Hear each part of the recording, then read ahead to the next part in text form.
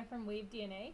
And thank you all for coming, and thanks so much to Long and McQuade for hosting the event. Just before I pass it on to Jason Spanu and Mike Goodwin, just like to introduce Sarah McDuchian, our UX manager. Hello.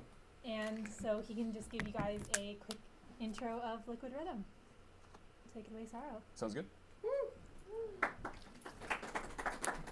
What does your shirt say? Yeah. WaveDNA. Thank you, bro. So WaveDNA is a Toronto-based company. It's been developing Liquid Rhythm for about 3 years, maybe give and take a few months. So let's get started. Liquid Rhythm is a rhythm synthesizer. What that means is that it generates patterns of notes. So it ships with a library of sounds, but you can use your own sounds, and you can redirect the MIDI coming out of Liquid Rhythm into whatever plugin or application that you want. So everything in Liquid Rhythm is MIDI based. So let's get started. I'm going to load a kick drum and a snare drum. Do we have sound up in here? This is not connected to the thing? It should be. Huh? Oh, you're supposed to go into your preferences. Got it. You just hook that up there. Got it. New build. Yep. Perfect. Volume's okay? Excellent. So I loaded a kick, a snare, and a hi-hat. Oh, and I should mention that everything in Liquid Rhythm is based on drum tracks for now, because it's focused on creating rhythm patterns. We thought first step is to do drum patterns, because it's all about rhythms. So I've loaded a kick, a snare, and a hi-hat, and every row that I've just highlighted here is an instrument. So the first row is a kick drum, and this is my snare drum, and then my hi-hat drum, and every column is a bar of music. So if I select the first bar in my kick drum track, that's what it would look like. So the very first way that a user can get started making beats and making rhythm patterns is by using this list on the right side over here. This list contains 1 bar rhythm patterns. So to use it, all I do is I grab any pattern that I want, let's say this one, and I drag and drop it into whichever slot that I want to put it into. Right now I'm going to hover and let go over my kick drum track. So I'll do that, and I hit play, and so now I got that going. Let's move on to my snares. I'll do the same thing, grab another pattern, throw that in there. And then again for my hi-hats. And there we go. So in just like 3 clicks, I've already built a very basic rhythm pattern. So for me, this is great because if I have an idea I can get it out into my system really, really quickly, and then I can start elaborating. So I've got a kick, snare, hi-hat going. I'm going to zoom in and give you guys a quick walkthrough of what we're looking at over here. So Liquid Rhythm features a new way of looking at MIDI. It features a new visualization scheme of MIDI. You can consider it as a sort of music notation of MIDI. Think of it however you like. Let me give you a quick run through. The diamonds are the notes, and then the bars above are the velocity or the volume for each of the notes. And everything else that you're seeing here, the colors and the shapes, these are our way of representing the relationships between MIDI notes in MIDI. So let's do a quick run through that. There are 2 layers to consider here, the upper layer and the lower layer. They have names. The layers are called beat forms and bar forms, but for now I'm just going to call them the layers. And the upper layer consists of these purple or varying color buckets, okay? And in the buckets we can put notes and rests. So the fundamental concept in Liquid Rhythm is working with groups of notes. Normally when you're creating music on a piano roll editor, you're editing, adding, creating, removing notes one at a time. If you want to make a whole bunch of changes to notes' velocity or turn 16ths into triplets, you got to select them one at a time and make the changes. In Liquid Rhythm, we let you do that using groups of notes. So it really accelerates the workflow, and it's a great way to experiment quickly. And I'm going to show you how that works. Right now, each purple bucket contains 1 note, but I'm going to show you in just a second how we can put more than 1 note into each of the buckets. Each one of these buckets is also an 1/8 of a bar long, which means that in a 4/4 bar of music, we can put 8 of them in a row. So we can just sequence these buckets however we like. For example, in my hi-hat track here, I've got 8 of these buckets in a row, and each one of the buckets, of course, contains 1 note. And above in my kick drum track, I got 3 buckets, and each one contains 1 note. Now, I'm going to zoom into the bottom right section of my screen here. This is our way of reinterpreting and reimagining the step sequencer. the way step sequencer normally works is if I want to add a note in a slot, I just click on it and I turn it on. And if I want to take it off, I just click on it and I take it off. Basically just like this. So if I click on this, it's off. And if I click on this, it's off. And now I have nothing in my columns. You'll notice if I zoom out, again, I got nothing there. So that's basically how a step sequencer works. I'm going to turn those back on. In our world, though, because we're dealing with groups of notes, instead of adding and removing one note at a time, I can do that to multiple notes at a time. So for instance, where the cursor is now, there's that purple bucket that we saw earlier with the one note, but just below it, there's a bucket that's the same size as the purple one, but it's got two notes in it, and it's blue.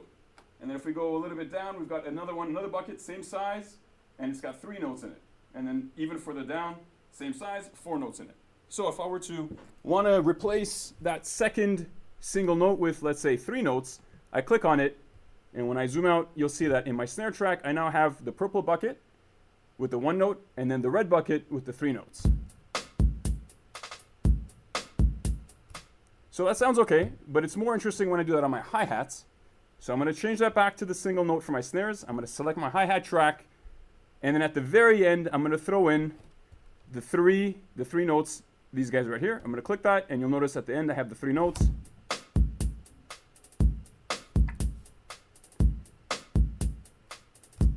So this is a really powerful way of swapping in and out groups of notes. For instance, if I wanted to go nuts a little here and swap in some 2 notes or instead of the single notes, I can do that. If I want to know what it sounds like to flip that around and have the groups of 2 notes on every other beat instead of the ones that it's on now, I can just alternate my selection. Can you guys see what I'm doing in the corner there? Yes? Good? Excellent.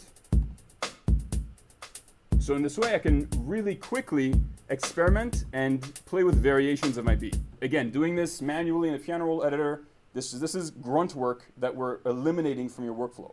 So it's great for experimenting and having fun as well. Now, as a side note, all of these things that I've shown you are MIDI mappable. So if you have a MIDI controller, you can activate MIDI map mode, and you can go ahead and just connect everything to all the buttons on your controller. One last thing I want to show you before I hand it off to Jason is the following.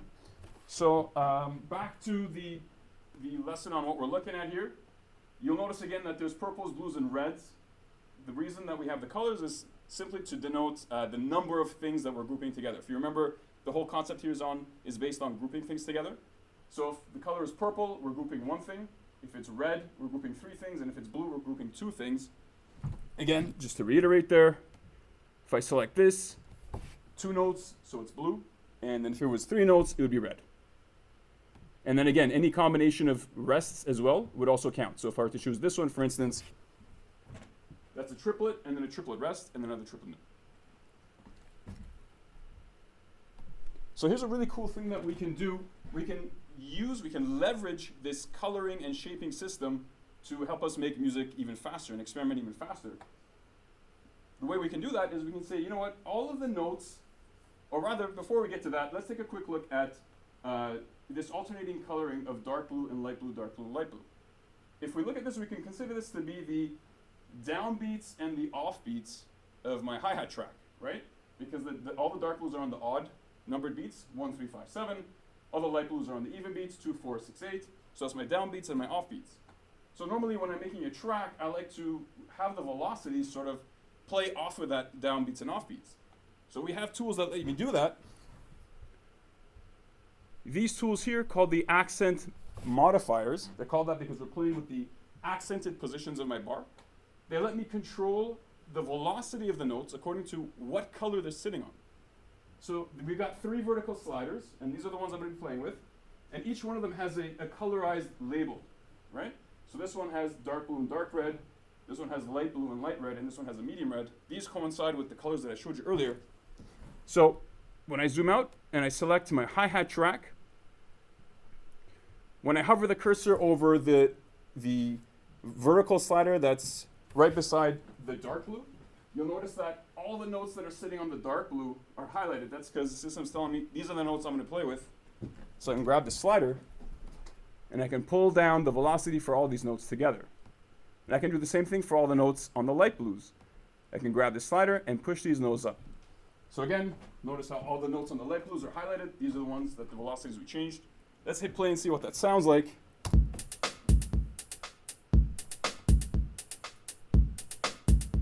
So that sounds pretty good. But normally when I'm working, I'll think to myself, what does it sound like to flip that around? I want to know what it sounds like to have high velocity on my downbeats and low velocity on my offbeats.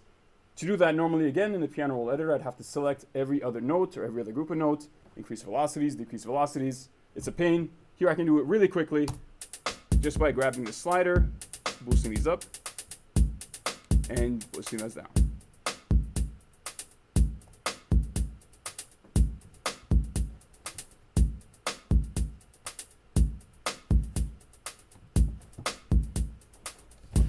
Any questions? I like it. It's really cool. Hey, awesome. So we're developing a MIDI script for the Push, as well as the Novation Launchpad, the QNeo. And with these scripts, when you plug in a Push, it should automatically detect all of the controls of Liquid Rhythm, light up all the buttons and all the fancy dials on your Push, and allow you to play Liquid Rhythm as a MIDI controller instrument in live. So we're going to have Jason come up and show us how that works.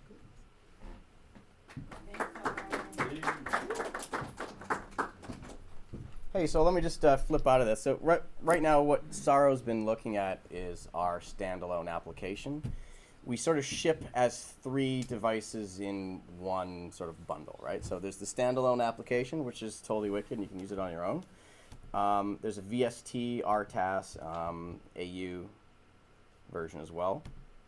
And the most fun, arguably, is the Ableton Live Max for Live version, right? So we operate as a Max for Live patch.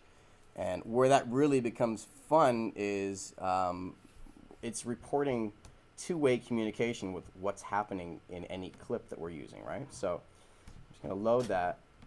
Any other way, what you'd typically your workflow would be is you load it onto, let's say, using Pro Tools or Cubase or something. You'd throw it in as a VST. You'd be doing the same stuff Saro was doing, but either outputting like audio, because it would just show up as an audio track on that way, or outputting MIDI. And at that point, you know, it's great, but you're just like pushing, right? So there's not this sort of dynamic back and forth going on. It's just straight up, here you go, here's some beats. Take it, be happy. And you know, the whole point of live and why everyone really digs it is you can sort of keep switching your ideas up and not really be stuck with one idea. So basically what I've done is I've put Liquid Rhythm, our little max patch here, on any track. I've got a track in my sort of template that's ready for it. So it's just basically sitting innocuously in the background. And what's happening is it's sort of like the MIDI Stargate that's connecting our program to Ableton, right? So as soon as I've got like an empty MIDI track here, so as soon as I click onto that guy, Liquid Rhythm's going to update and say, hey, cool, right on. Oh, I love it. Look at all these. I see all the names of all the tracks that are existing in my drum rack here, right? So you can see that I'm currently focused on my kick drum track, and that's sort of showing me the same idea. So it pretty much looks about the same as in standalone. Maybe there's one or two things that are different. You don't really have an audio mixer in this because we're really dealing on the MIDI level. So other than that, all the fun things are happening. We'll take a quick little look around and see what's going on, okay? So this is our arranger area. We can see the track information. The green, the ugly green, is relating to the fact that my clip is puke green right there too. So that's also nice. As you flip around through the session, that green highlighting will change to whatever clip you're focused on's color.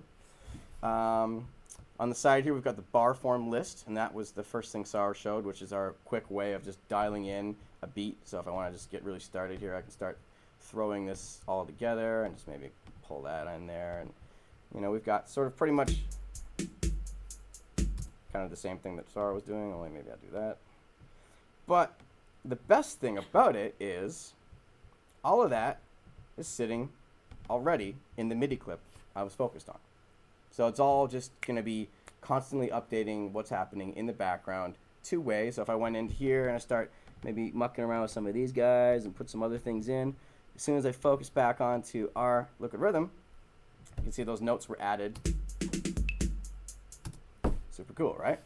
Down at the bottom, we still have the beat form sequencer. So this is really the fun thing, and ideally, I mean, to reiterate, what we're looking at is a sequencer that's sort of step sequencing clusters. And that took a little while for my head to get wrapped around in the first time I saw it, but it really is badass in the sense that you've got a completely quicker way of getting ideas out and trying different combinations, right? At the bottom here, sort of Saro glossed over it, but we're talking about, this is called our molecule tools. And this is a series of little devices. This would be the equivalent of Ableton Live's MIDI effects, only they're always there, and you're able to act upon whatever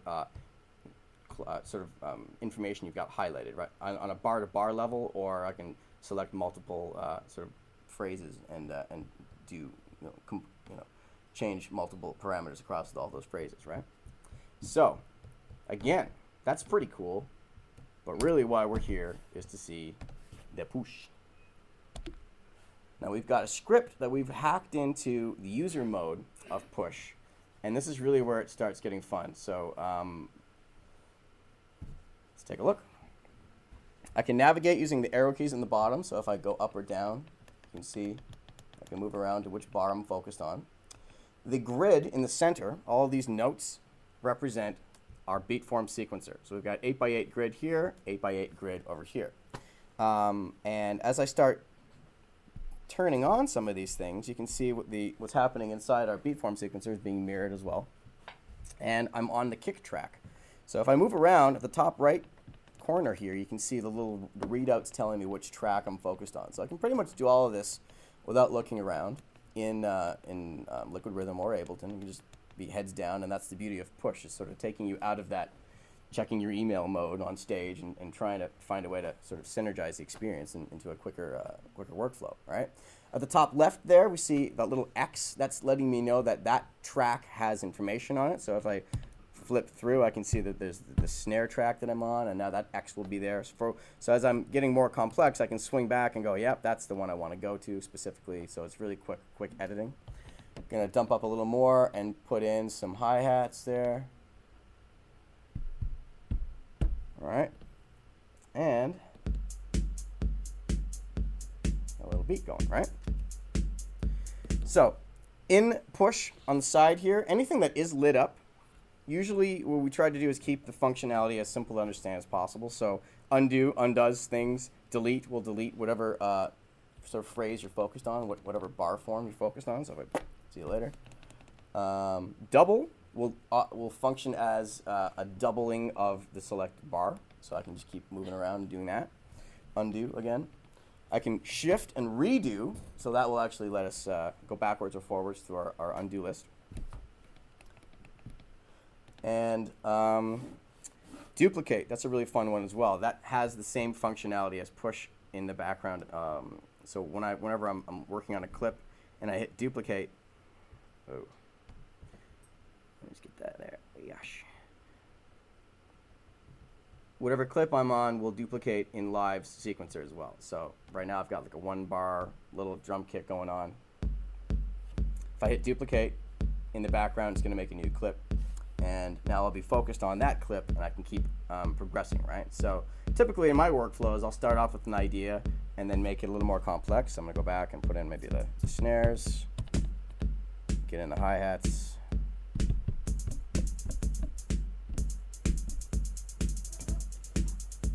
You guys are all pretty much cool with what's happening so far? Yeah? Please stop me. We're a small enough group. If you want to ask a question, you can. It's not a big deal. That's what we're all about here, too. Okay? So as I'm going through here, I can hit new as well, and what that'll do is that'll take, basically, that'll make a new clip. Basically, in Live, when you hit new on push, it'll take everything that you were working on and copy it down and give you a new empty clip slot to record in. It's different from duplicate, which actually takes everything, duplicates it, and puts you in the clip that you had just duplicated so you can keep expanding it, right? Because I've got nothing else going on, you're not really seeing that happen, but that's super cool. The play button plays the clip. You'll notice that in Live, our master transport is still going, so I can turn that clip back on. Whatever clip I'm focused on, Liquid Rhythm, I can turn on and off, and it waits for the global quantizing to drop that, right? On the right-hand side here, the arrow keys, okay, arrow up and arrow down, those are the zoom, okay, so if I just flip back in here, we can see that I can zoom all the way in. Whoever wanted to do that, I can zoom out.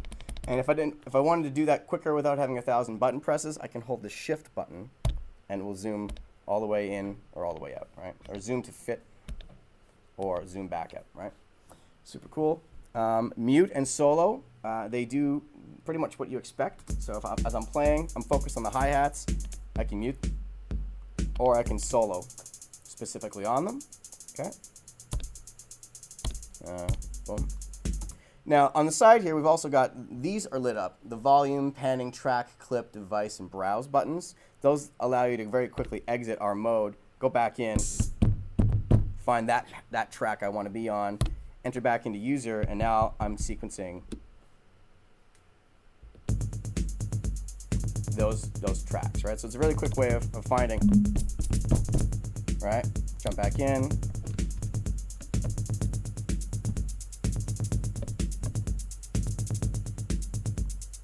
Cool.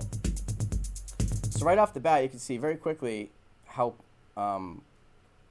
strong a tool this is, and especially when you're exploiting it using any sort of grid-based controller. Most of the functionality we just looked at is mirrored in our Launchpad design, so it's very quickly and very simply, very cheap to get in to be able to use some sort of controller. We're going to be releasing an iPad sort of lemur version as well that's going to have pretty much all the same functionality mirrored. But let's get into the fun stuff.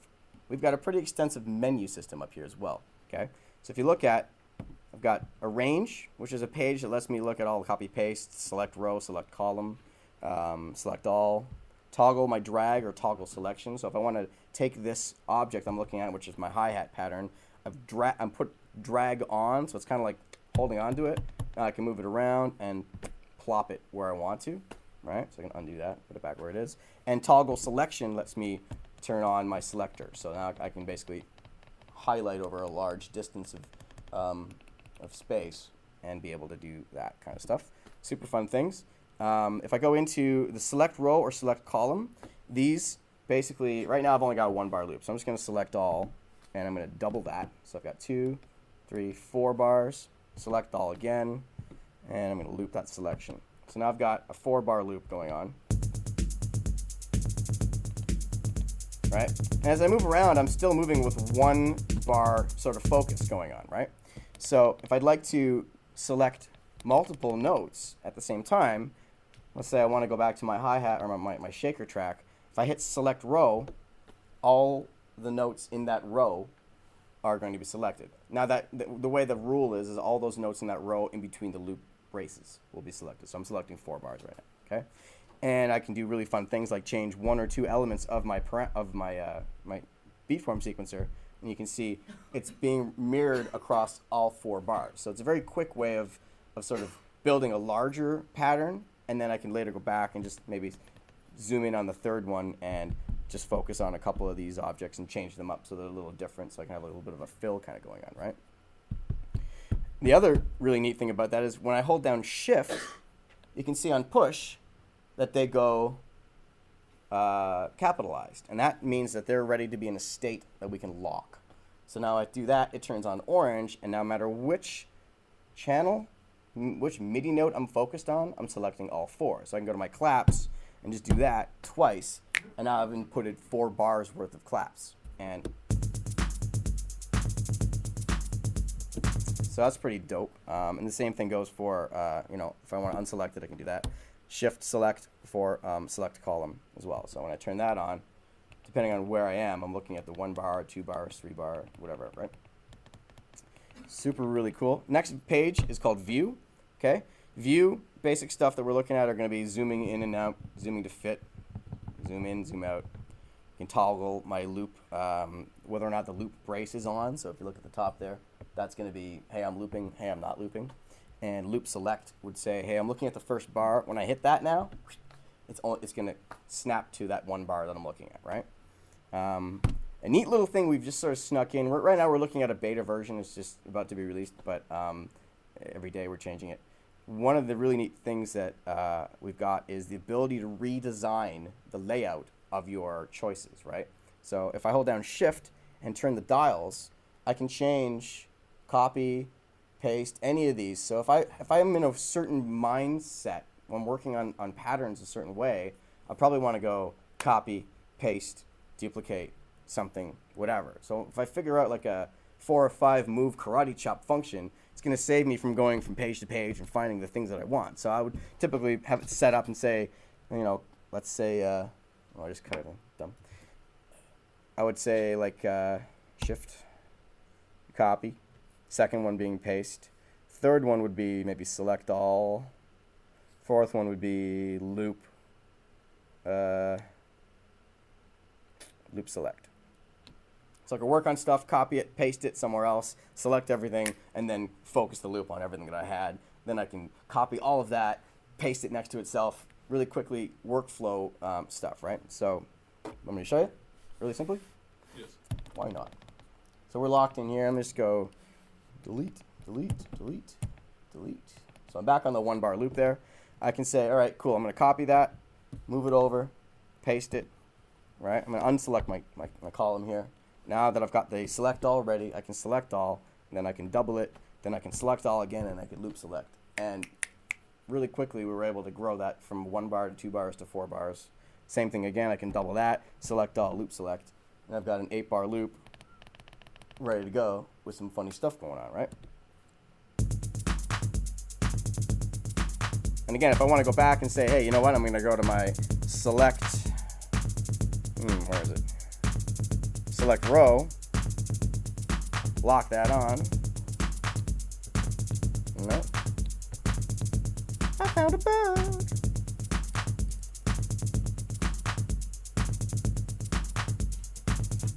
There we go, it's on. So now whatever track I'm on, I'll be able to zoom through and find a way of maybe fixing that guy. I didn't want 2 of those there, So let's take a look at some of the tools we've got. These are the next few pages, okay? Accent modifiers being the first one we looked at with Sorrow as well. And if I just want to really quickly go in and take a look at, what am I, the maracas here? Solo that.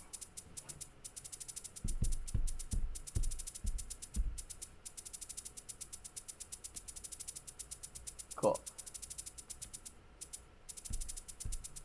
Exploding. Because I'm doing it across 8 bars here, but now that I'm in there, I can go to my accent modifier, and it's got 3 sort of pages that are going to let me play with the velocity. So velocity information, my offset, right, and that's going to be groove. So I can it's like swing essentially. So I can move a note off axis based on what color it is. So I have the strong, medium, weak.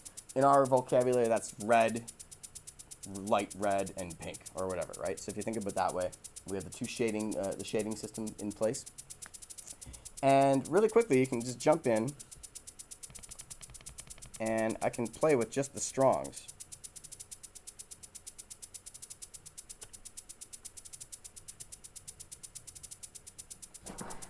And this may be, again, where the fact that I'm using a beta version right now. We haven't tested some of the crazier features. Anyone in the room who works here can apologize for all of us right now. We're sorry. We're sorry. In all fairness, I was going to show with a version that was 2 weeks old and was working fine, but didn't have all the awesome new features in Push quite set in. So this is where we take a second and pour some water on it. Hope you all don't mind. I don't mind. That's okay, Jason. Thank you. Oh, you guys are so sweet. I do have to slap it around for a sec. It's always fun when that happens. How's your day going? Everyone get stuck in the snow? That's awesome. It's supposed to be rain, but we got snow. Whatever, right? That's cool. Yeah. It's nice. I'm digging it. It's new. Yeah. Any questions so far? Now is a great time. No, I understand everything you're saying because you're such an amazing person at explaining things. Okay, good. Let's get back into that again. Now we'll really be able to see how quickly you can start a beat again when you're not explaining it to people.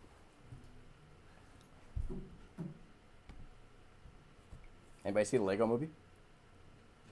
Oh my God, so good. And don't worry about going and seeing with a bunch of kids, because when you walk in there, you're a kid, and that's it. It's over. All right. Cool. Back to the vibe here. So I'm going to go back in here. Cool. Kicks, snares, hi-hats. Do not focus on her. Huh? Doesn't matter. I'm good. Cool. So let's do it a little simpler here. We're just going to look at the hi-hats right now. Again, I'm going to solo those, zoom in, and I'm going to go to my accent modifier page here. And now, yeah, look, they're moving, right? So I can only be affecting, right now, the strong, which is that dark blue. That's going to be giving me a good vibe, right? Now then, if I move the medium, see that the fader's moving there? But nothing's really happening, because there is no medium in this, what we call a bar form, okay? We'll get to that in a sec. If I go to weak, again, I can move those, and you can see that each of those are going to be changing in time. Unsolo kind of vibe, right?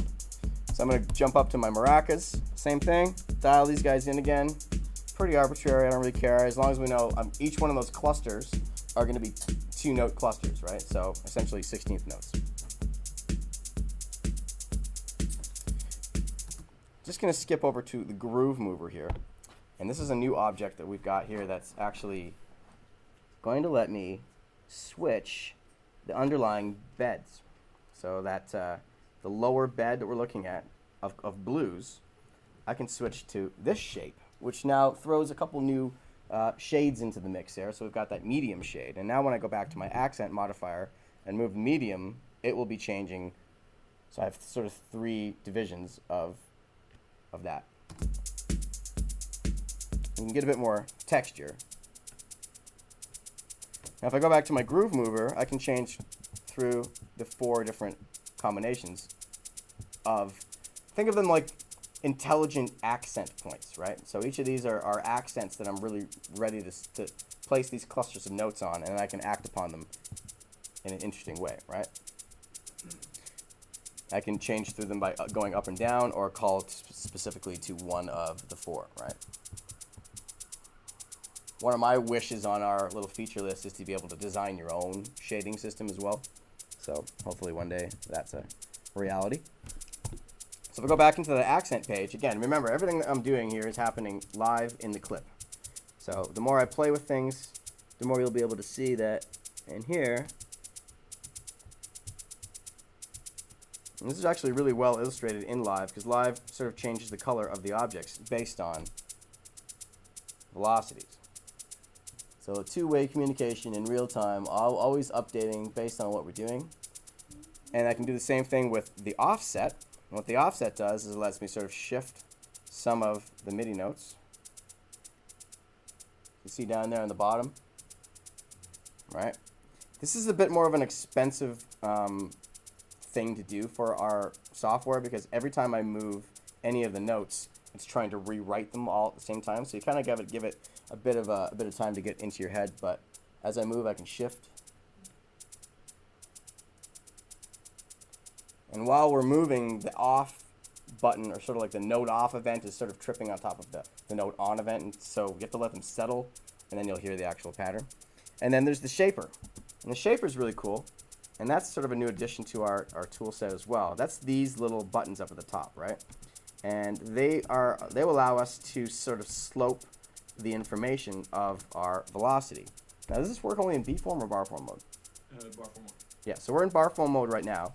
And that's another really neat thing to sort of figure out. Because what we've been looking at is the color distribution of these nodes as they sit on the lower level, right? So as I move, let's say, the strong in my velocity here, I'm moving clusters of 2, right? Because they're sitting on the big shades, right? I can press this button here and go from bar form to beat form, and that's going to change. You see right now how how it's changed, how I'm taking the information and applying it, right? So going back to bar form mode, I'm going to be probably using what we could think of as like a fatter paintbrush, and in beat form mode, I'm going to be more refined with the upper shading system that exists in our beat forms, right? At the bar form level, though, let me just fill this in with a little more. Now you can see the clusters are a lot different. And now the actual shaping that I've got here is being applied in interesting ways. So if I change this to, let's leave them all random, right? Let's go to random, random, random. Now when I go back to my velocity and start applying, they kind of just do weird stuff at those points. Or is it in beat form that's doing it? Yeah, it's beat form. Yeah, I was in bar form doing it, right?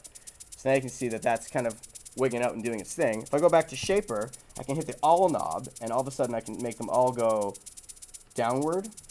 And as soon as I change that again, it should be or not. No? You gotta be in bar form. It is bar form. It didn't look like it was doing that. Okay. You could also expand the range. All right. I keep forgetting about that. If I hold down shift, I can play with the range. And you see that the slider there? Well, now, yeah, there we go. That's why. Thank you, Sorrow. So now it doesn't look like I'm doing much because my range is so big. So if I bring my range down to like a medium point, I'll have a minimum and maximum I can swing through. See what's happening down at the bottom there? Right? And now I can find ways of playing with that one. Oh, that one's on random, so I'm going to go back to my shaper on that dial and go to upward maybe, right? So it's pretty powerful. Again, a way of doing this with your mouse would take you like a minute at least, and we did it in like a second, right? So it's a very quick way of speeding up interaction, okay? Another really neat thing that I sort of forgot to show earlier is the bar, the touch strip here. What this does, and if we, okay, do we all sort of get what's going on with the step sequencer at the bottom here and our push, representing what's happening in the beat form sequencer here, right? What's going to happen is I can click on any of these buttons. You see how like all of them are lit up right now? If I click on this button here, it's going to substitute the beat forms that are being spent in that bar for a different cluster set, right? So now I'm going to be on, right? I can go up. This is what this touch bar is going to let me do, is sort of change. Is that making sense? So as I go through, that's a really funky way of doing with, you know, very quickly substituting your patterns, right? Can you flip to live and then do that again? Yes. Thank you, sir. Oh, that must look really cool when I do that again. Yeah. So very quickly, in real time, I'm substituting through all of these sort of combinations.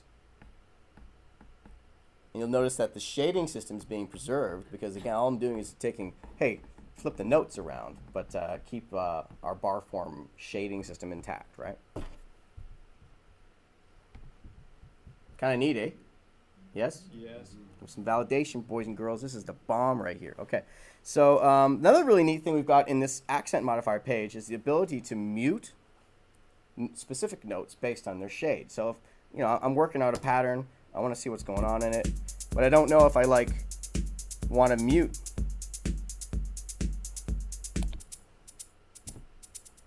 Right? So I'm going to change this up so we can hear it again. I can mute just the strong ones. I can mute the medium ones, or I can mute the weak ones. Actually, the medium don't exist right now. I can hear what it's like just as the strong. I can hear what that is. Let me just plop out here and I'll turn these guys off real quick.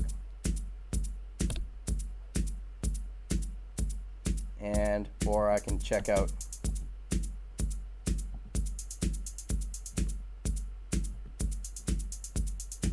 and if I like what I've just sort of auditioned, let's turn that back on. So say I was auditioning the mute of the strong. I can shift, and that changes those patterns, the ability to say, hey, I would like to fully delete that. And that lets me sort of get back some space and reclaim the patterns that I was playing with, and maybe I'll do that here as well, and I'll go, cool. That's gonna bring us to the next tool I want to take a look at, and it's called the Tumbler. So I've made some space for those to go, and if I go to my Tumbler here, my beatform Tumbler, that's going to let me use, over here in Push, these dials, which are going to let me tumble through specific choices. Right now, you see at the bottom there, that dial right there is going to be letting me whip through. And as I change, you can see what the beat forms look like, right? And right now, I've only got about 8 choices in this list because we've got an object here called the beat form palette. And that's sort of collections of these molecules, these little phrases, micro phrases that we're dealing with. So as I flip through them, you can see that there's different sort of sets, and I can hit glitch, which is going to give me some freaky choices. And that was one I made, so you can tell I went right. So you can make your own sets of what you like. Sometimes I leave it on all, and that way I can dial through a bunch of choices. That's going to give me a lot more choices in each of these steps. So as I keep playing here,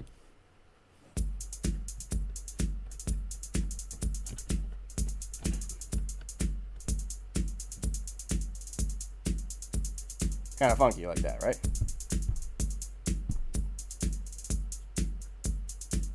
It's a hit.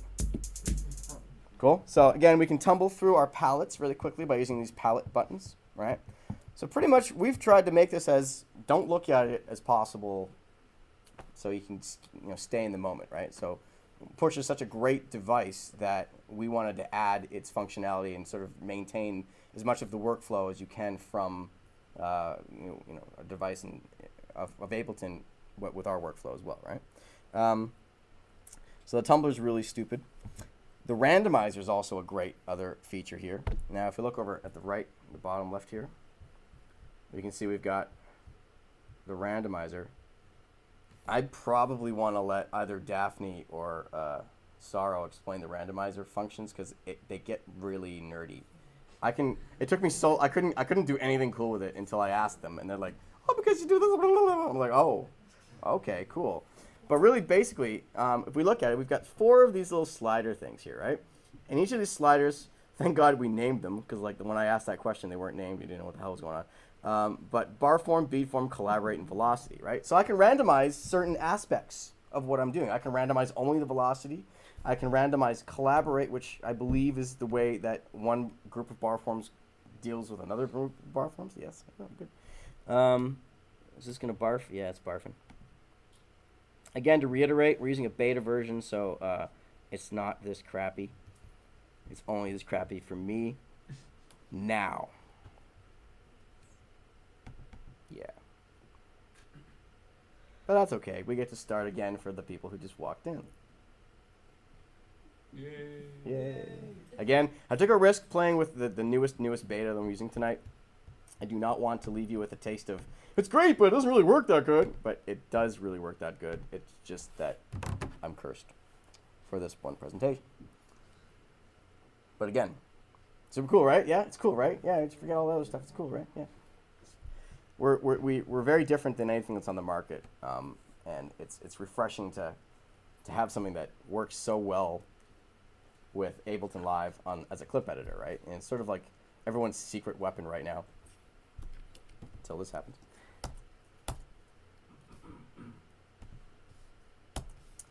Should mention that it only works this amazing if you have Liquid sort of Ableton Live Suite, Ableton Live 9 Suite. Gives us Max for Live built in. So we're going to want to make sure that that's installed. It's a great reason to have that happen. We're using Max for Live as a gateway between our programs. Question? Oh, is it built in? I walked in late, so is it built in Max for Live? No, it's built in its own program. I think we're using Java. And what we use Max for Live as a way to communicate everything that's happening in a clip in real time, back and forth to our program. Max for Live patch inside of Yeah. Live communicating with your Java app. Yes. Okay. Max for Live, in the best horrible word, is our Stargate. Right? So we can zip information back and forth through time and space across multiple dimensions and planets. Right? So that's going to give us the ability to really, really quickly in real time, constantly, whatever clip I'm focused on. As far as most of these things workflow goes, you have to stop, do something else, wire it some weird way, and get it going. We're cool as beans because we just happen real quickly in the background. So again, I've opened it up in my clip. I've got one empty clip here on a track that's got a drum rack going. And just to reiterate, all of those information exist. We're seeing exactly what's going on inside Liquid Rhythm of what's going on in that drum rack.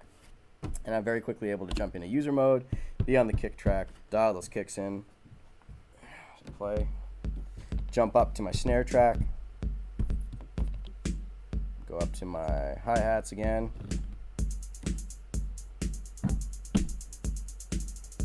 Cool.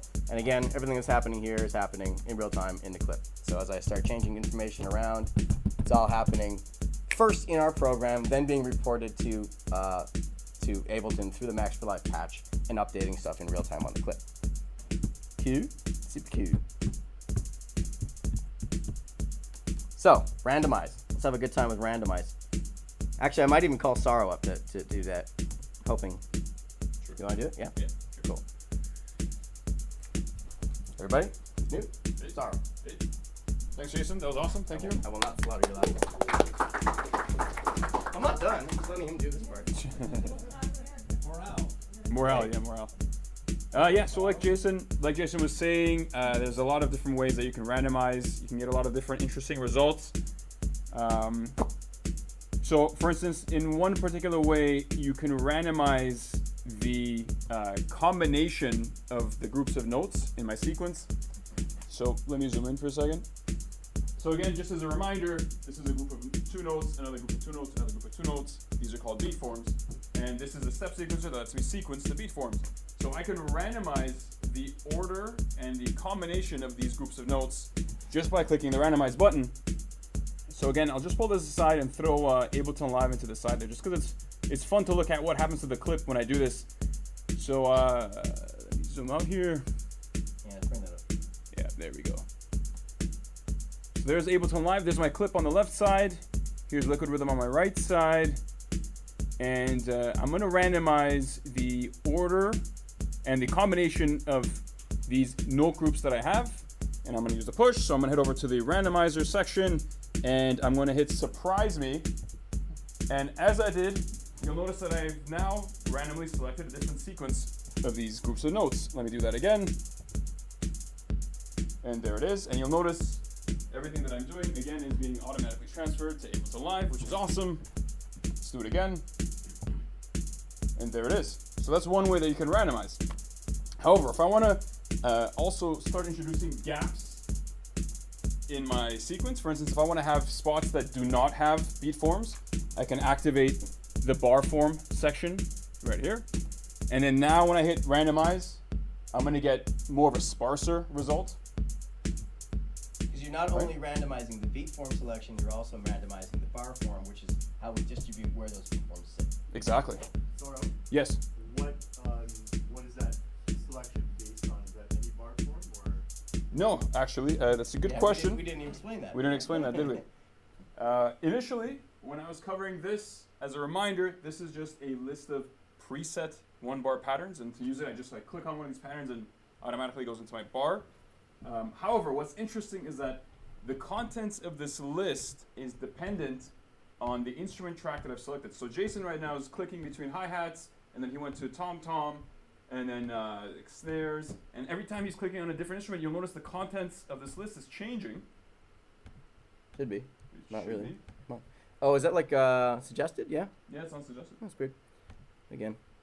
Was earlier.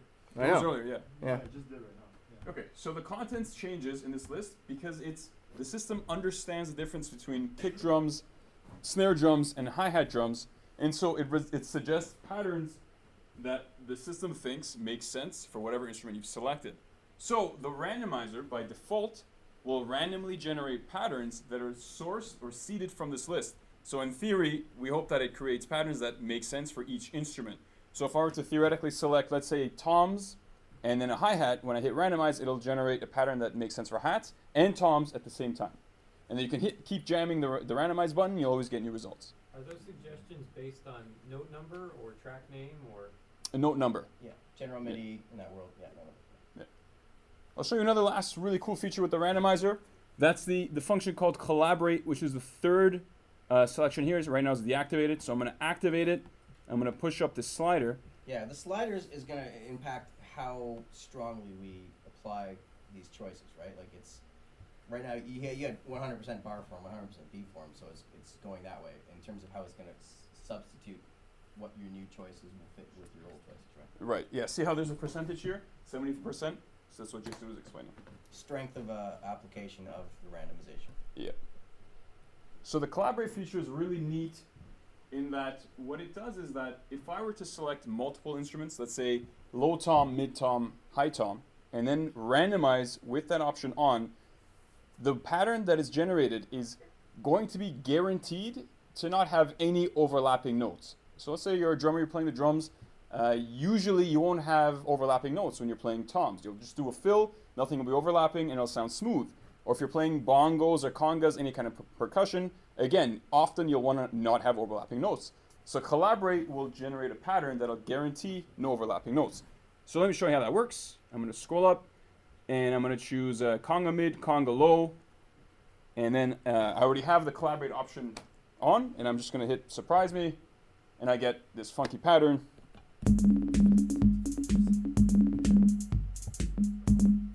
Now bring the sliders and the beat forms down. Awesome. So we can get a bit of a simpler kind of.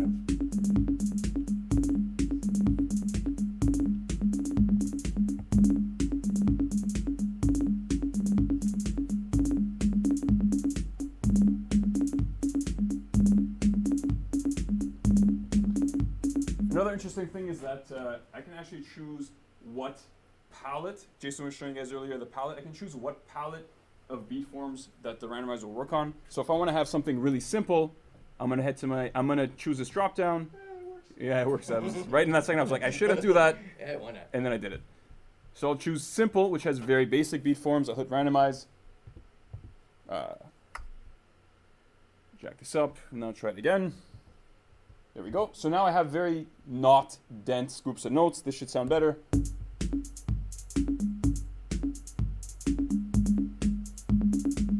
And again, just because I like to show this off, notice how every time I'm randomizing, it's appearing in Ableton Live immediately.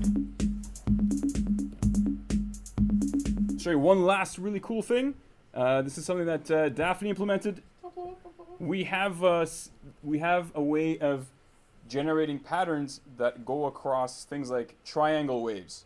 And I'll show you what that means. So I'm going to select a whole bunch of stuff in my stack. And then I'm going to choose, let's say, sine wave. And I'm going to hit randomize. And now I'll get sort of an ascending or descending sequence in my randomization. This is actually more interesting if I do this horizontally as well. Let's try that again. Surprise me. So now I have, you'll notice this zigzagging pattern, and again, this is really cool if I throw this on toms or percussion, or if I have a vocal that I've chopped up and assigned to MIDI numbers, and then I do this, That's the bomb. Right then I there. can start doing glitchy things with vocals, and it's pretty nuts. Yes, go ahead. Reduce the collaborate bar a little bit, and you'll add a little bit more Excellent. randomness to this pattern. Excellent. Yeah, Thank you. somewhere in the middle, and you'll get it mostly sinusoidal, but with some variation. Okay, very cool. Let's try randomize. Very cool. So again, what Daphne was saying was that now that I've made this collaborate about halfway point, it's still going to give me the general shape of the sine wave that I chose with a little bit of variations across it. So it's not a pure sine wave that you're seeing now. So that's cool. Let's hear it. Sure. Well, in my defense, I will say this. I will say this. I don't know if you knew that I was going to say this. I don't know if you're setting me up, but I've selected maracas, toms, hi-hats, congas, cymbals, so it's going to sound... There's nothing wrong on an 808, man. All right. Let's hit play. Let's hit play. Let me loop these 2 bars. So I'm looping over 2 bars and hitting play.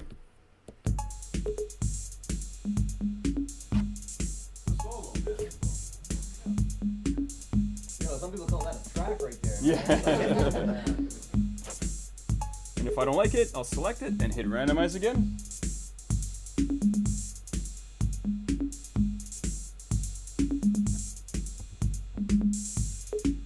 Hours of fun.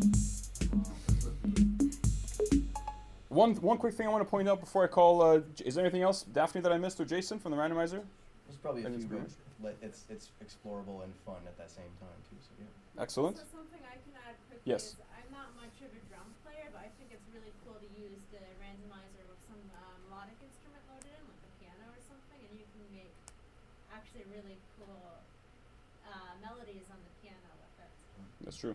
Because if you load a non-drum rack clip, we don't recommend it, but you can do it.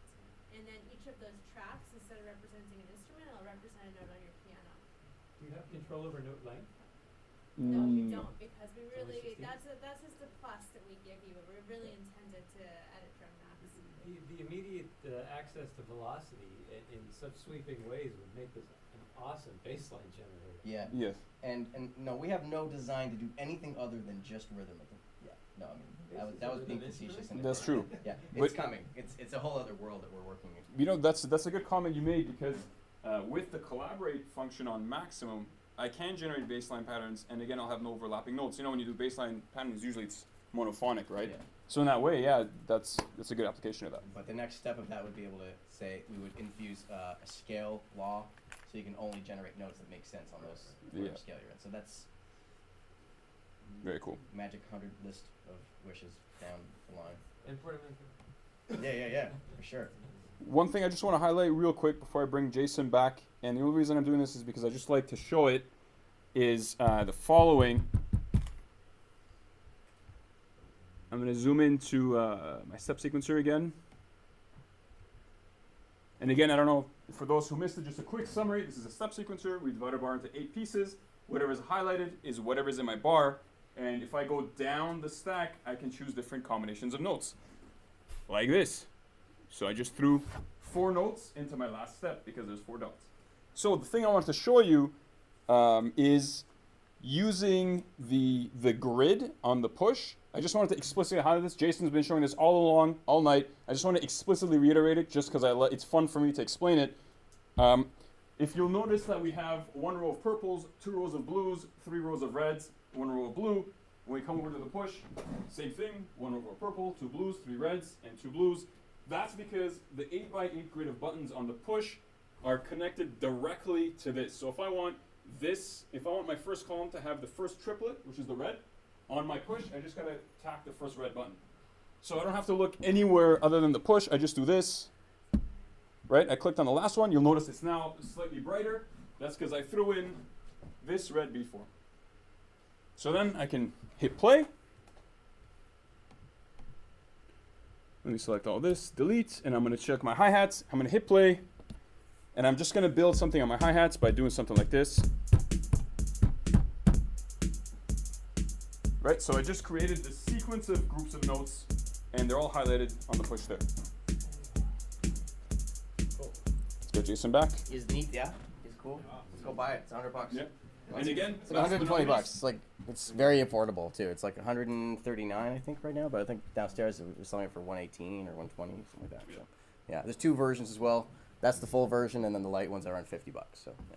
Yeah. So just last but not least, notice again, just showing off. Here it is in Ableton Live. That sequence that I just created, it's right here. Groovy, yeah. So let's actually use it and make something cool other than like stopping every 5 seconds and getting stupid with it. Okay. So let's go back. Remember, this is all just happening in one clip. So I'm gonna go back to my Ableton here. I'll just blow up that clip. See you later. Make a new 1-bar clip. And now back to the arrange page here. I'm empty. Dial through. Let's make some house. How many patterns I know how to make.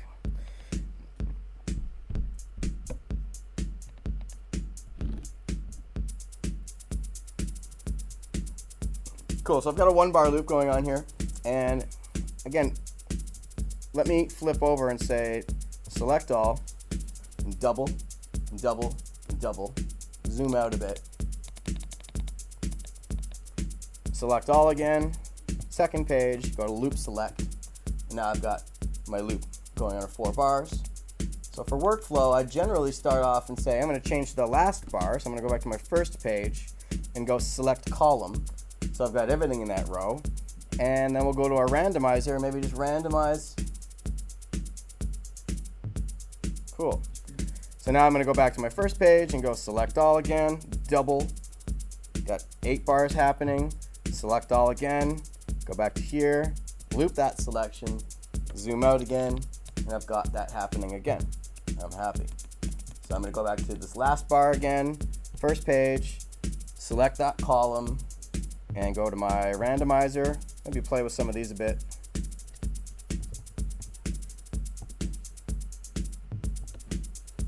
I want to change that collaborate back to don't crash!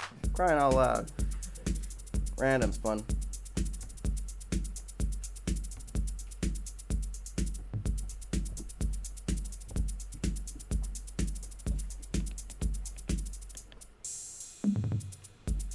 Yeah, that's the best fill ever, right?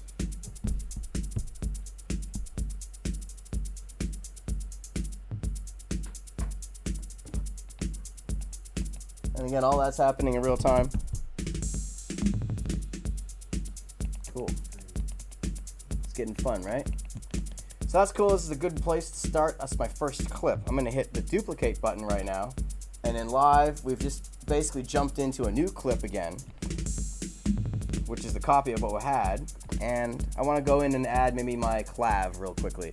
So I'm going to go back to the first page, and this time I'm going to lock select row on. And that's going to mean that whatever track I'm on, everything I do is going to fill in. Going to go to my toms. Very quickly, we're getting some neat, some fun. Maybe I'll unlock that and go delete every other guy here that I just made. Zoom out a bit so we can see what we're doing.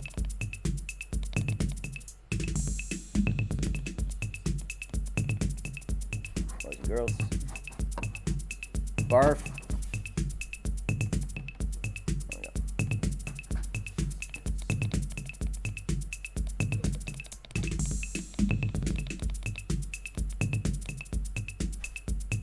Oh, it's zooming to the one spot I've got, so zooming to focus on that.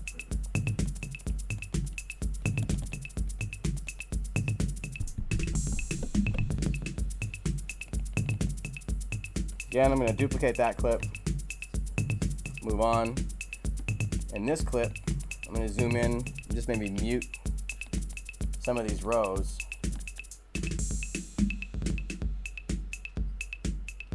No, that's one thing I've never really checked. Let's go back to that first clip. Yeah, it stays muted. So what we're actually muting is the instrument itself. So if I go back to Ableton here, you can see that those tracks are being muted based on what I've got going on.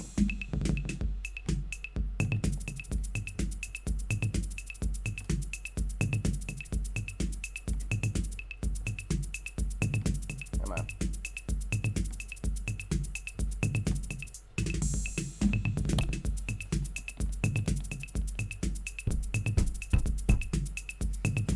Double that a couple times.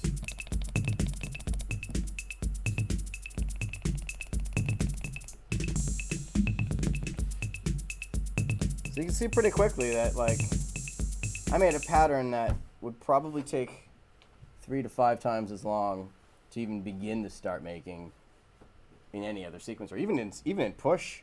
I'm not going to be able to get the same kind of pattern. Like, it's like the medium's a message, the workflow gives you different results, right? So to do what I just did there, I'd have to put in every other one, but I have to make sure that, oh, right, and the velocities, I got to sort those out. Oh my God, you know.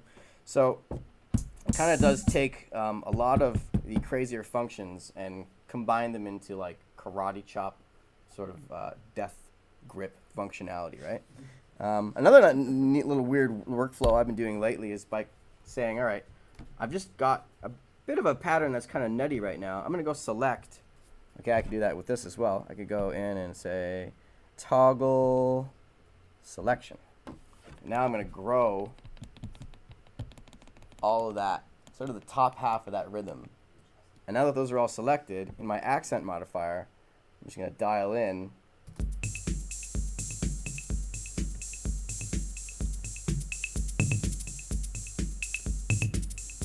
editing like, I don't know, 80, 90 notes all with one flick of a dial. Or I can say, hey, you know what? I want to mute those strongs. So that gave me a completely different feel compared to if I mute the weaks. And if I like that, I'm going to delete the weaks. So that got a lot more simple. Now, where it gets messy is if I touch one of these, it just substituted this beat form across everything. So I could get really dumb, dial all.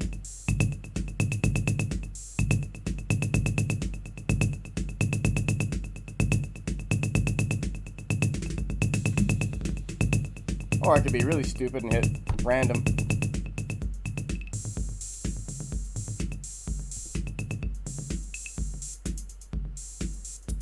And then when I find what I like, maybe I'll go back to my hi-hat.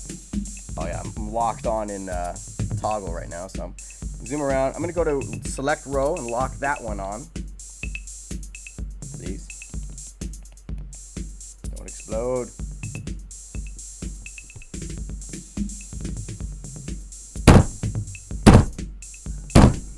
Yeah. No. And that's our presentation. Have a nice night. Great, yeah. Again, to reiterate, I took a chance in showing you the cool. It really is this cool. And You just edited 80 notes in MIDI and you Yes. have a crash. Something like that. Yes. yeah, exactly. Yeah, you know what I mean, right? That should happen, right? Yeah. I mean, the biggest problem for us is with all of these notes, when you're editing 80 notes, we have to send those 80 notes to Ableton. And you want that as instantaneous as possible because you want to hear the change. So it's a lot of data to be sending to Ableton, but If you don't like the change, does it have hooks to undo? You want yes, undo works. Yeah, and it was working all the way up till Valentine's Day when we added some other weird code, and then it was like the big sort of thing was show the new stuff because a lot of the new functionality in Push has oh look, it was just thinking the whole time. No, was it? Yeah.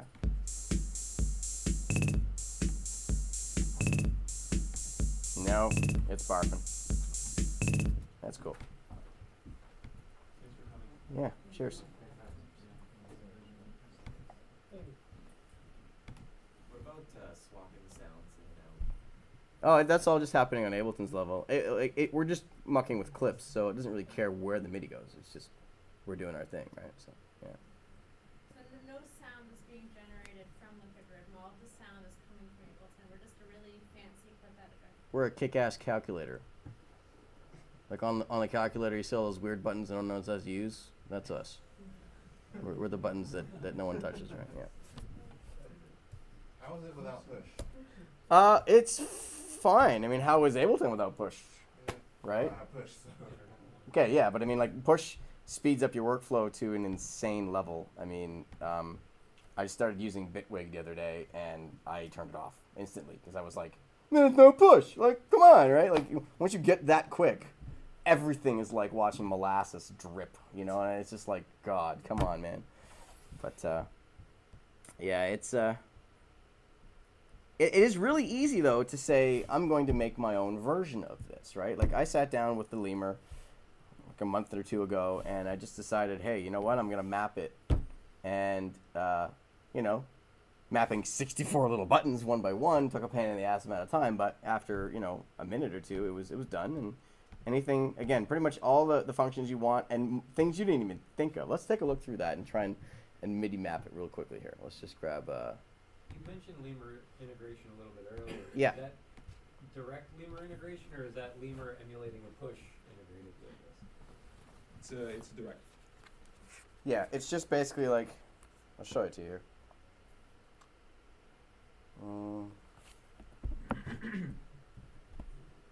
Is it on here? It's on here, right? No, it is. Somewhere. Algorithm.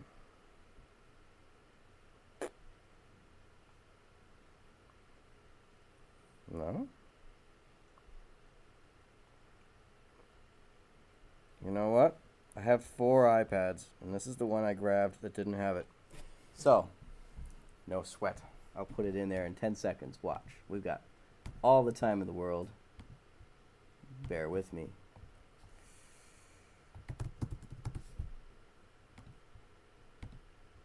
Who's going to run out and buy it? We stop crashing and buy it now. Are you using one push now, or did you get a second one? Second one. Oh my gosh. What the hell is this? I swear it's in here. To be fair, but we've stolen the second push for the first. Yeah. Still only has his one. Good. Getting to full. I need to see the ribbon stripping do something cool with The what now? it. The ribbon strip? Do Yeah. something pretty cool. It works now. It does? Yeah, for selecting all the stuff in the beatform sequencer. Okay. 30 seconds, folks.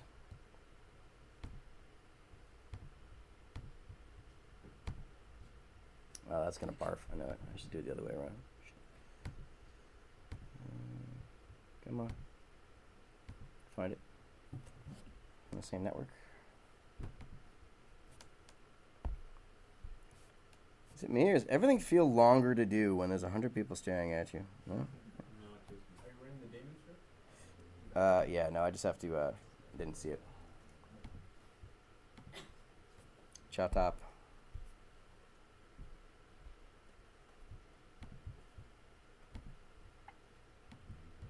Anybody else use Lemur, Rick?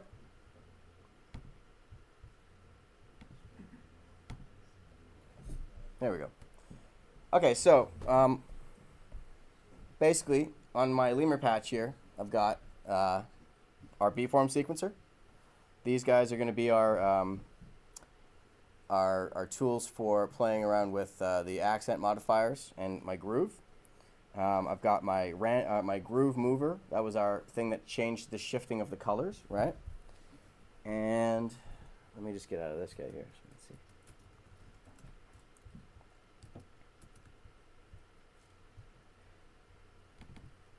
I'm actually going to show you something really stupid and awesome at the same time.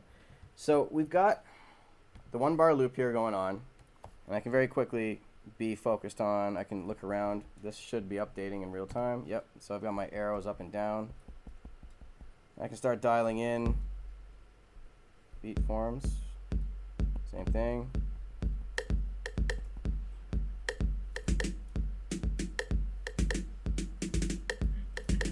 Let's delete that. That sounded crappy.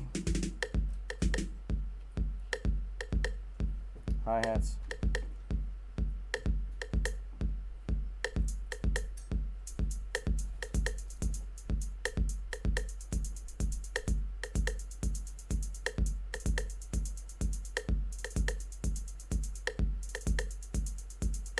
What happens if you put the push in Ableton user mode?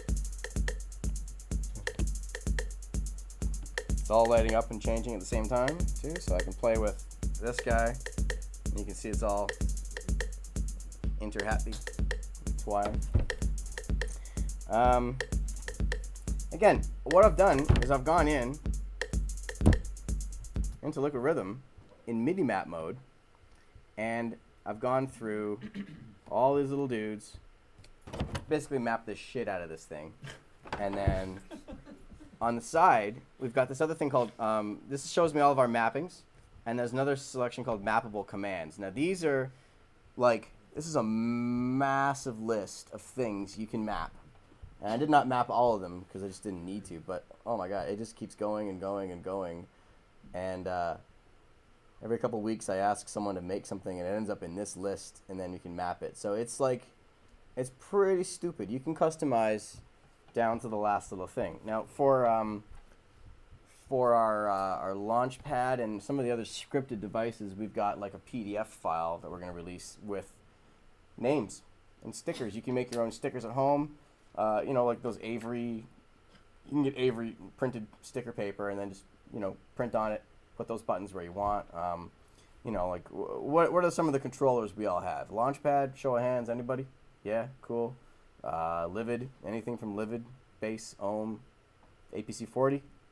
Yeah, see, something's coming down the pipe for that soon. So we're on a pretty aggressive scripting campaign because we want to make sure that our software works with what you already have, and or you can very quickly make it happen on your own, right? So, I mean, it probably will only take you 10 minutes to sit and click through all the things you want. Once you get an idea as to what you would want, you know, like there's so many stinking things in this software, and you have to use it for a while and learn what your workflow will be, and then mapping it. Like, I mean, I mapped the crap out of this, but I always just basically stay on like the first page. And but as soon as I got to the Tumbler part, I was like, yo, dude, the Tumbler is the bomb. I'm going to just sit and play with a Tumbler all the time and muck through all these different choices. And you know, it's really stupid just being able to, you know. One thing we looked at is the Tumbler right now works on a per step basis, but he also will work in the same way that our accent modifier works, by playing with specific clusters of color, right? So right now I'm only playing with the weak ones, and right now I'm only playing with the dark ones, but I can shift around the color distribution, and all of a sudden now my mid-range will be doing something and my other one as well. So I can very quickly funkify a pattern by mucking around with these choices. Infusing on the side here, that button here is going to be the same button that we've got for my my ribbon. Lets me dial through. Another thing that was kind of confusing for me until I asked Sorrow what the hell that does is we've got an 8x8 grid, but it seems like most of the time we're only using 7. Because the bottom row is left for things that don't exist, sort of beat forms that don't exist in the palette I'm currently using, right? So, you know, each of these palettes can be up to, I think, what, 99 beat forms? Is that it, right? Yeah.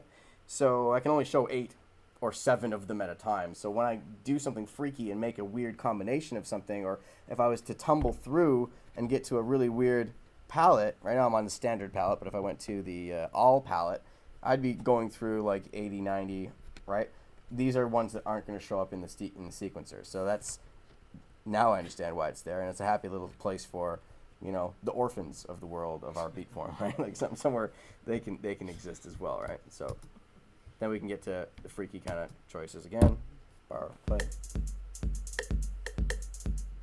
And again, if I was to switch my palette to the glitch, yeah.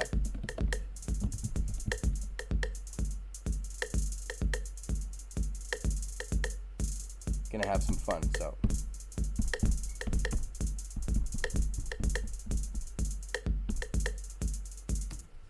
Any questions so far? You're like the most non-questiony group of people I've ever met. It's great. That's a compliment and also a diss at the same time. So you've got these palettes of patterns, Yeah. right? So one thing that, like, I went down to like WaveDNA and I'm like kind of into this thing, but it's basically what's something that one of you guys hasn't said yet, which I should say, is that in this program, basically, simply put, they've got every single possible rhythm combination there is. So someone gotta say that out loud. So We so you know, when I'm sitting here going, well, you've got these groups of like 8 patterns, and I'm thinking, well, that's gonna make for a really fucking boring 2014 of releases. yeah. But like every single possible pattern, these guys have like put it in there. So I'm gonna ask that's Sorrow one to come world explain and this thing, most. because this is There it is. this is, well, when I first walked in and saw this a couple years ago, I was like, huh? What? Why? That's gross. I don't like it. Until I sort of started asking the questions, well, why? What's the deal? What's this all about? This is called the Beat Weaver, and I just want to make sure that right now, there's something, I think this is something broken in this build, right? Because my suggested list wasn't updating, right? Yeah, it's broken. Shit. It's all good. Sorry, Jason. Well, what I wanted to illustrate is, when I'm looking at this palette should be lighting up with suggested choices, right?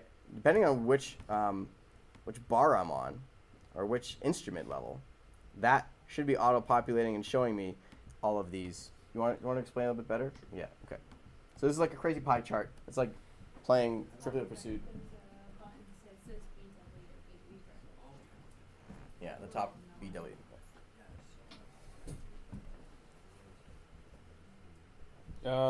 Yeah, so just to explain what's going on that wheel, I'm just going to select an empty space. And again, just a quick summary, or just a quick, whatever, summary. Reiteration, great.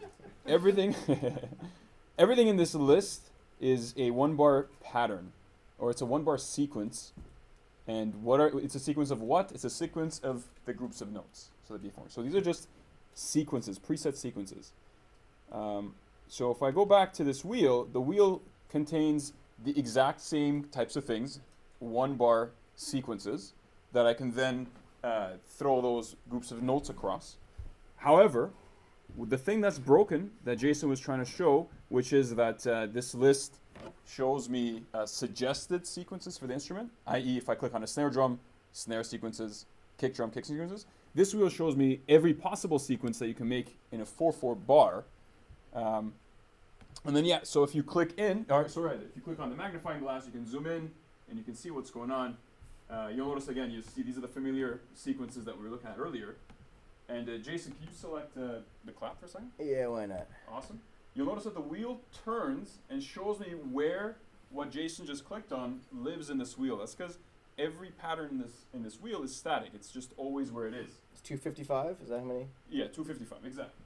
So what's interesting is that it's every neighbor to this pattern, like this, whatever's highlighted now is this guy right here, my snare trap.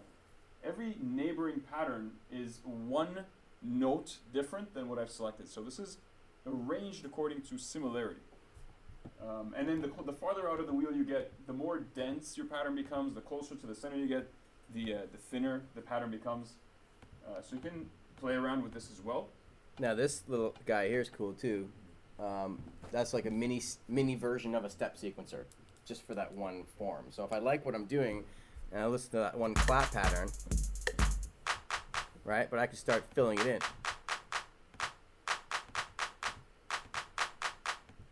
And you see, as I change this, my focused view is whipping around to a new spot in that freaky wheel, right? So every one of these possible combinations is represented, right? Absolutely. So I'm gonna switch this over to the densest sequence, which according to what Jason just said, it's every single step that's on. And when I did this guy got automatically selected because that's where that sequence lives. And now I'm going to show you what Michael was referring to, which is the fact that Liquid Rhythm contains a synthesis engine that just generates every possible combination of these groups of notes and literally generates every possible pattern you can make in a 4/4 bar.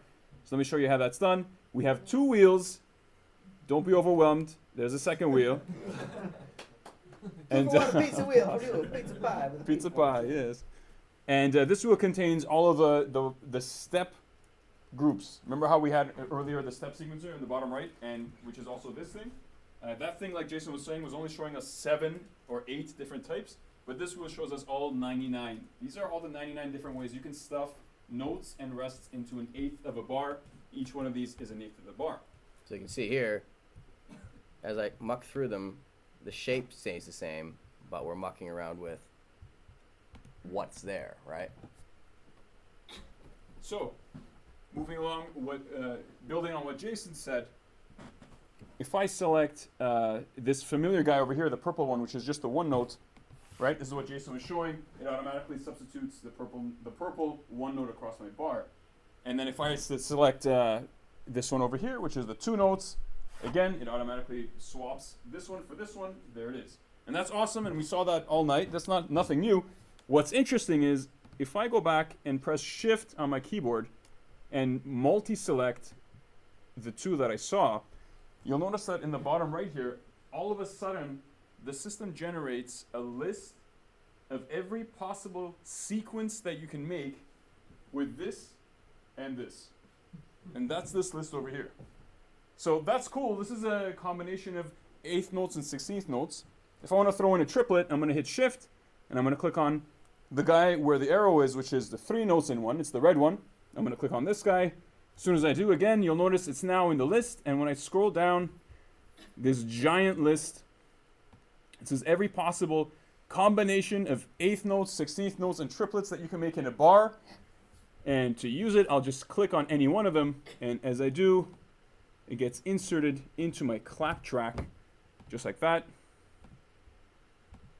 And then I can hit play and just to see what it sounds like. Okay, interesting. I'll scroll up and just randomly choose another list.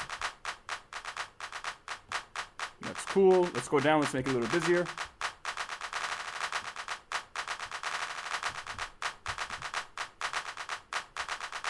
And again, you'll notice everything I'm doing, just to beat a dead horse, is being transferred to live automatically. So actually, let me do this.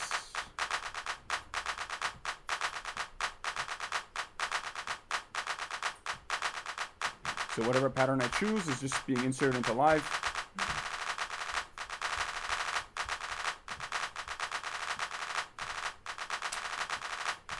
Let me guess, that stuff's on MIDI mappable too, isn't it? All of it's MIDI mappable. Yeah. Ouch. Sorry, you want to just touch on the arrows at the top. Another thing that's actually the happenings with the accents as well. I've never been able to figure that out. It's, I want you to actually explain because I'm like, I need. Please. Sure, let's do it. Let me forget it right after you tell me. Let's do it. So I'm gonna clear this list. I'm gonna revert it back to the group. I'm gonna revert everything in this list. I'm just gonna erase my selection here. Right now I have, again, these three selected, this one, this one, and this one. I'm gonna clear my selection and only select this one. So let's do that. I'm just gonna click on it. As soon as I do, again, this list gets cleared because I've only selected one thing, and I can't create a list of combinations because I've only selected one thing. So now let's revert to what Omar was asking and Jason, which is that if you remember earlier, we were describing these. We were talking about how to use these dark blue, light blue, and red shades to change the velocity of the notes. In that if a note is on the light blue, I can change the velocity of all the notes together, and if a note is on the dark blue, I can change the velocity of all the notes together. This is what we showed you earlier. We can also say, you know what, I want to have a certain type of beat form or group of notes only happen on the light blues. And the light blues in this case are my offbeats. So I can say, you know what, I want to have these two notes, this group of 2/16th notes, I want to have it all my offbeats. And all of my downbeats, or the dark blues, I want to have, let's say, this triplet here. So I can do that by clicking on these really confusing looking arrows and boxes. So there's three boxes. There's three boxes because there's three shades, right? Like dark, medium, and light. Gotcha. So that's what they correspond to. Just like how the accent modifier sliders have three. Right? See how there's three? These boxes correspond to those three. So dark blue, dark red, medium red, light blue, light red, dark blue, dark red, medium red, light blue, light red. So now I can select, let's say, the box corresponding to the dark blue, right? It's highlighted yellow, and I'm going to choose the beat form that has two notes instead of one. Oh, so you're loading them in there. That's it. Oh. So see how every dark blue location now has the one with the two notes. I hit play. You can put more than one in there too, right? Absolutely. So I can hit shift and choose, let's say, the triplet. Again, I only have the first square targeted, so when I add that, it gets added to the first square. By the way, I forgot to show you, this is where they're going. Yeah. And you notice the last square only has the purple. So in this list, every light blue column, which is correlated to this square, has only the one note, purple, and all the dark blue columns have combinations of these two guys, which are in this bin. Because there's no weird other shades in. Right. Yeah. So this is the advanced panel. We normally don't start presentations by explaining this. Yeah. Yeah. But I mean, like, this is the engine that's happening. Like, Exactly. On the back end. This is under the hood situation. Yep. It's also sending me the input. So, yeah. Yep. I Yeah, just it's felt good. bad when you said, no one had said it, and it's like, man, Thanks, Mike. I've seen the work that's behind that, and people say that. This page is really fun if you have a touch screen too. That's too much fun. Yes. Freaky pie charts. That's crazy, guys. Yeah. Like, if I can say so. Yeah? Like coming, like, just from, like, playing drums for, like, 12 years and sitting down with Sarah and not working and saying, well, we've got every single bit. We've got them all. We just put it all of them. I was like, well, what happens when you run out? Was my question. Is, well, no, we've got them all. That would be the recording exploding. Well, Okay. we figured Yeah. it Thanks, Mike. So, Sarah, out. Thank you. on the wheel, like, thing that's not working right now. When you press on the kick drum, it shows you select, like, What? it highlights on the wheel, right? Yes. I don't think you explained that. Yes, yes. It's just the light. Yeah, so what Stu was talking about was that the thing that's currently broken Shut up. is that if I've selected It a works kick in the drum. real version, but not in the beta. Exactly right. So if I select the kick drum track, this wheel will highlight all of the different groups of notes that are relevant or make sense for kick drum track. So again, that suggestion-based system kicks in. If I select the snare drum track, the contents don't change, it's just different set of things get highlighted. My computer's about to explode because we've been recording the screen capturing of all. Yeah, look, 300 mix. What is up? So that's a great time to stop and have a nice night, everybody. Good, yeah. You guys have any questions? Can you still do the drawing thing? The what? The drawing in? Oh yeah, like painting notes? Yeah. Sure. Jason, you want to show it? That's- Nope. Really? You can't? Quit? Well, I just want to. I'm down to like 200 megs in the whole computer, so she's going to barf. Well, we can talk it out. Oh, you can show, man. It's going. Yeah. Oh, you know what? Frank's computer's dead. And that's what it is. Hey. Both of them were doing it too, right? So let me get out of this guy. I don't think I've seen anything else that does the drawing. Sorry, what were you Do you mind saying? if I jump in? Yeah, go please. Yeah. Trying to salvage. I guess just one last thing. This is what Stu was asking me about. Everything that we showed you, we're dealing with moving and pushing around groups of notes. But what if I just want to go in and I want to edit like one note or two notes individually, the old school way? We can do that as well. I'm going to go activate pencil mode, and now I can individually add notes one at a time. You'll notice that every time, or as I'm adding notes, this list on the right is showing me every possible combination of the groups of notes that I'm creating manually by adding them in with the pencil tool. So that's pretty crazy. I can just like start adding notes, and you'll notice this list is only getting bigger. However, what if I wanted to paint some notes? I can right click on it and choose paint tool, and then now I can just paint notes. Ooh. And I can change the resolution to something other than 16th notes, so 30 seconds or triplets, say 30 seconds, and you can start painting notes. That's just typical old Stu stuff no one wants Yep. to do anymore, though. Come on, that's boring. Paintbrush. Any more questions? How far along is this this current beta? It's pretty current. I mean, like we released our last major update like a week and a half ago, and we've only really in this build been focusing on stuff for the push integration, and that's why it's a little wonky right now. Because every time I wake up and ask them to do something else to add into this push thing, there's a series of sighs and hums and haws. So all the Max for Live stuff is already there? Oh, so Maxify's been there from From like summer. yeah. It's all working fine. It's just It's the every push, dumb yeah. thing that's happening is because I've said I want more in push. I want this to do that. Oh, make it do some buttons and lights and stuff. Yeah. Every time that happens, it's explosion. So, and it's really weird because the way we're going and dealing with push is we're going through like 3 different programs to get to push, in order to maintain a lot of the functionality that push has. So, the typical way you write into the push is here. There's user mode. Go crazy, right? Try and find out these buttons. They have all addresses and stuff, right? But we're saying, no, we're going to take over completely. Just jam on top of push. And we're just like smacking on top of what's already there, but letting this button, that button, this button, and that button poke through. But we're going to take over all the other functionality of that. That's got to go through like 3 different layers. And the optimization right now is what's killing us. So it's just, we've got it in beta. We released the beta of push integration. Do you have a push? No. Okay, good. So if you had one, you'd be able to like play with our latest version, and it would have most of what's in there. Some of the stuff I've been doing is refining one little parameter here and there. Asking Without the push works absolutely Yeah. fine, and it's just as fun, I think. I'm not a big push user. To use Liquid Rhythm just with the keyboard and mouse. And In flight mode. the lemur integration is already there?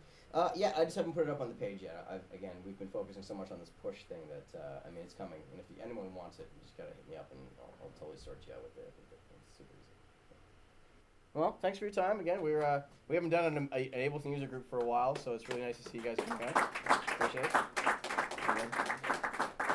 Any questions? You can pretty much hit up myself or any of us. If you remember our names, we're who we are at WaveDNA. So there's Allison. She's our support person, and Guru. Yeah. And so if you want to complain about it, and if you have any amazing questions as well, and yeah, feel free. WaveDNA.com. Check it out.